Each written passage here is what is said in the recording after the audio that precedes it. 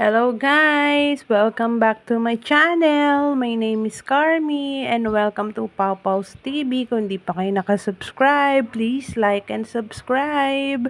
Eto na nga guys, naisipan na naming mag-makeover ng aming hagdan.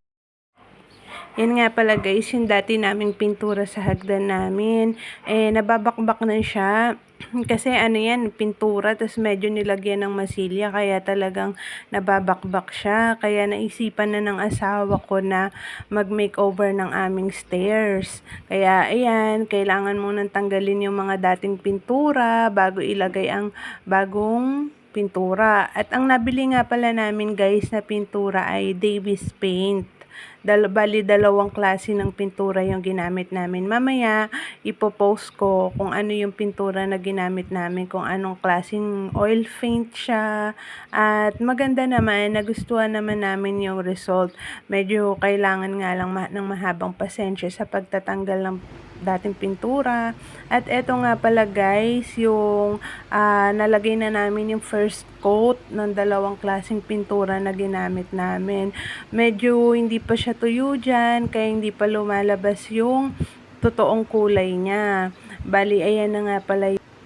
First coat yan guys, bali basa pa yan, nandyan ako sa taas namin at hindi nga ako makababa. Bali bukas na ako bababa niyan. At ayan na nga guys, nilalagay na ng asawa ko yung second coat.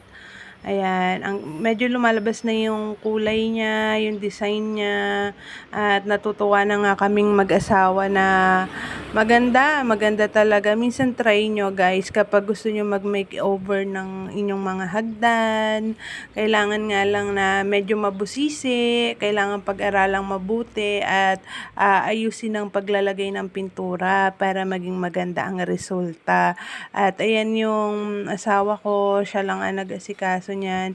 Siya lang ang nagre-retouch ng mga kailangang ayusin sa bahay namin. Bali yung gilid nga pala guys ay pipinturahan din namin. Aalisin na namin yung kulay mocha niya na paint.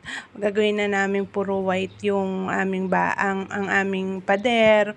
Bali guys, nagpagawa nga pala kami ng bahay is 2021.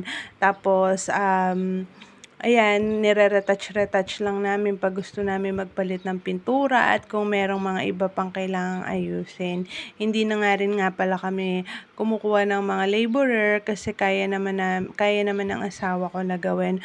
Pero kung kailangan naman ng mga laborer, minsan nag-hire kami. Halimbawa, sa mga palitada kasi hindi niya naman kayang gawin yun. Pero kapag mga repaint, masilya, ganyan, kaming mag-asawa na lang, nagtutulungan na lang kami. Para makatipid din, tsaka quality time din namin, bonding din namin mag-asawa. Ayan na nga pala guys, ayan, natuyo na siya. Ayan na yung final result niya. Yun lang guys, thank you for watching, bye!